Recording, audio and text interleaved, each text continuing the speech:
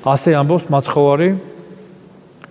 უგუნო რომ ამას ღამესა მოგიღონ სული შენი ეგე რომელი მოამზადე ვისა იყოს ეხლა ჩვენ კი გონია რომ ჩვენ არასდროს არ შეხვდება ეს და ეს რაღაც უცნაური ის აქვს ადამიანს ამას რითი ხსნიან სხვა ჩვენ გავიგეთ მეზობელი გარდაიცვალა უცებ ის თქვა ნაცსავი გარდაიცვალა აი დღეს რო ეხლა გავიხსენოთ თითქმის ყველას გვეყოლება ესეთი ვინმე მაგრამ ადამიანს თავის თავზე რო ეგ მოხდება ამას ვერ ფიქრობს და ამას როგორ ხსნიან იცით ადამიანსო მარადისობის გრძნობა რო აქვსო ამიტომ ფიქრობსო რომ არასდროს არ მოკვდება მაგრამ მარადისობის გრძნობა ის მარადიული სულისთვისებაა ეს და არა მისი ხორცის ამიტომ ამის შეხსენება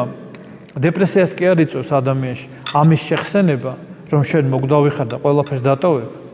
და რომ სულისთვის უნდა იზრუნო ეს პირიქით აფხიზლებს ადამიანს და მხოლოდ ეს აფხიზლებს ადამიანს რომ უფრო სერიოზულად მოეპყროს დროს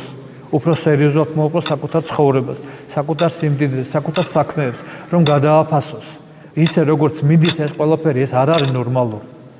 ეს უნდა შეიცვალოს და უნდა შეიცვალოს განსულიერდეს უნდა სულიერი კაცი უნდა გახდეს ადამიანი სულიერი კაცი თუ არ გახდა ადამიანი მთელი მისი ცხოვრება არაფრად არის